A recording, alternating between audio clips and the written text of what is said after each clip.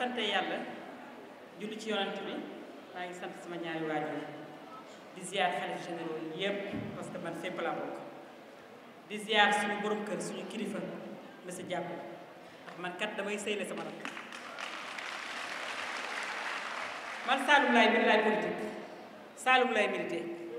saal bii li ma fi ñëw manifestation politique bari tey suñu imam Kaolack imam Cheikh Ahmed Tidiane Cissé dafa am borom dafa gaañu ma waroon dem Kaolack wante ki ma jaral ñëw fii mooy Anta Sarr ndax Anta Sarr dafa bàyyiwul ci dara Anta Sarr jàkko damay meeting Kaolack mu déplacé wu am malgré obligation ñëw ba Kaolack ku la yëgal sonal Anta Sarr jàkko lu muy séddale maa ci première dañ may téléphoné ne ma ministre lay na Anta Sarr jàkko man mënuma la fay parce que da nga ñàkk ki ñaan dama am lu ma bokk ak yow lu ma nuroog yow dañu ñaari intellectuel amul suñu cabinet mën a toog nag liggéey gagné ay millions wante xam nga lu ñu soxal mooy askan bi ndax Sénégal li ñu jox yépp dañ ko war a delloo askan bi ñu ànd ak nag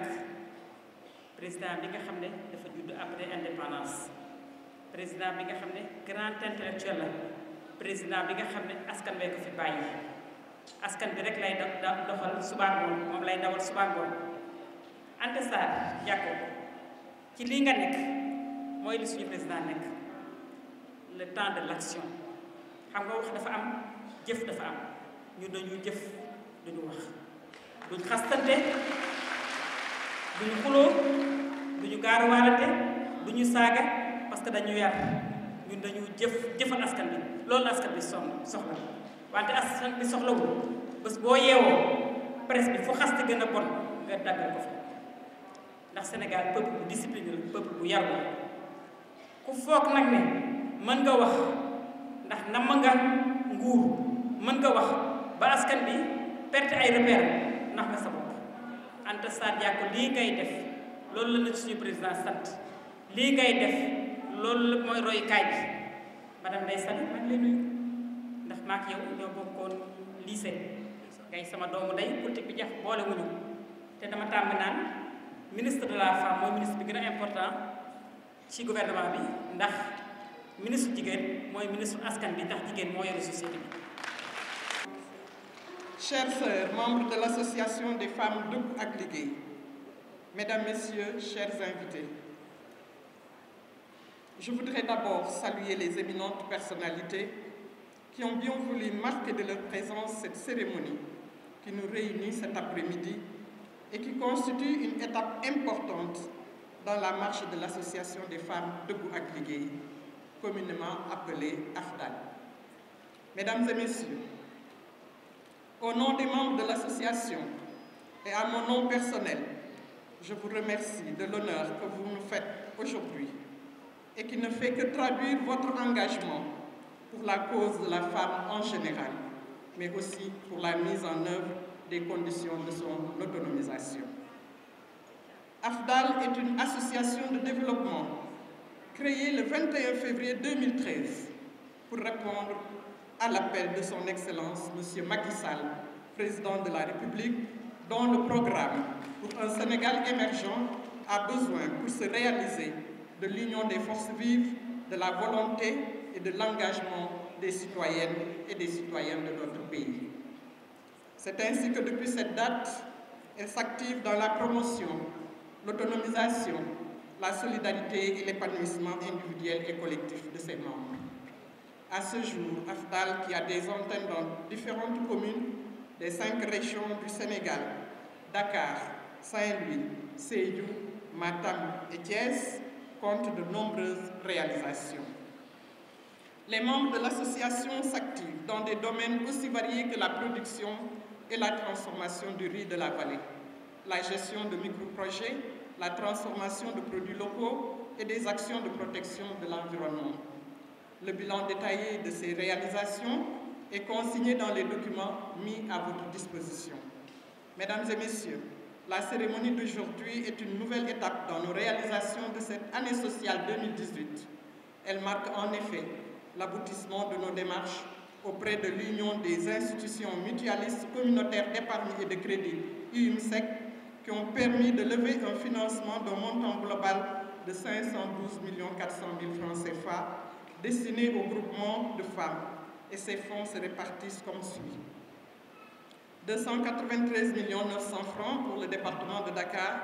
66 700 000 francs pour le département de Pikine, 17 250 000 pour le département de Guédiawaye, 124 200 000 francs pour le département de Rufisque et 10 350 000 francs pour le département de Thiès. Ils serviront à la mise en œuvre de micro-projets afin de participer à l'autonomisation des bénéficiaires.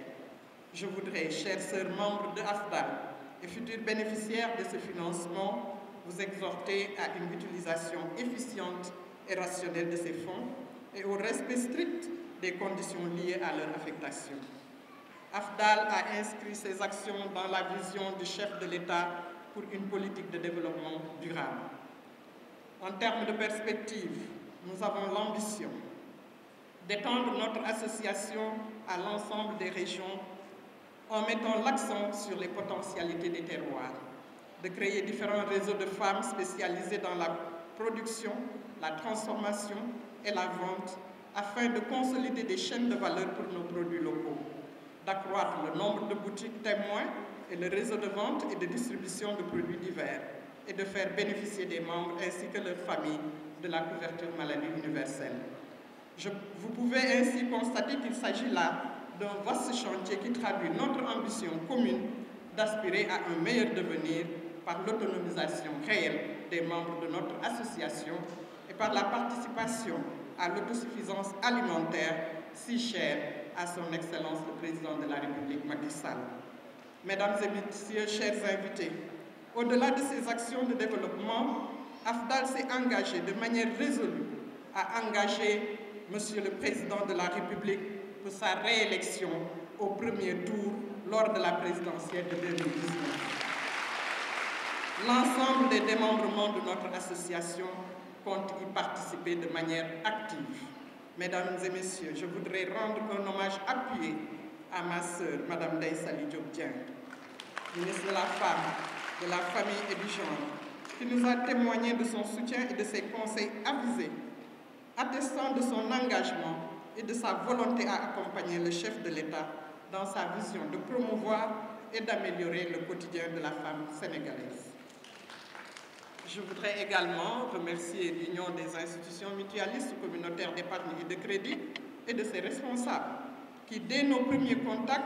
ont fait montre d'un engagement sans faille et de la volonté d'accompagner notre association.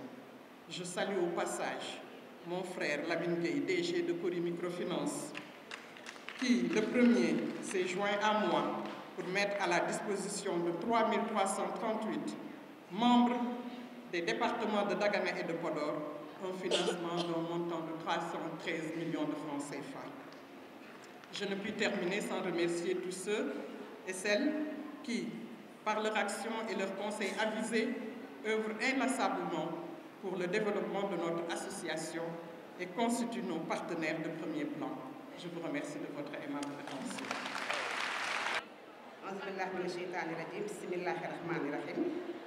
di sant yàlla bu baax di ci yonent bi sangu-sang yi maa ngi nuyu sama sœur Anta Sarr Diacko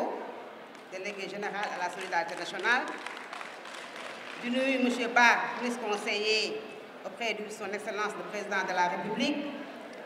di nuyu tous les membres du Haut Conseil des collectivités territoriales di nuyu tous les membres du Conseil économique, social et environnemental di nuyu ma sœur Nafissatou Diop président du conseil d'administration de FONGIP, Madame Seynabou Diéguène, responsable à Thiès et président du conseil d'administration du Petit Saint-Bleu, Monsieur le Giraffe Youssou Ndoye, mon frère, ñoo bokk Maria Ndoye Bandi Ngoné Sall moo ci vidéo, Amady Dieng, mon frère, maa ngi lay nuyu,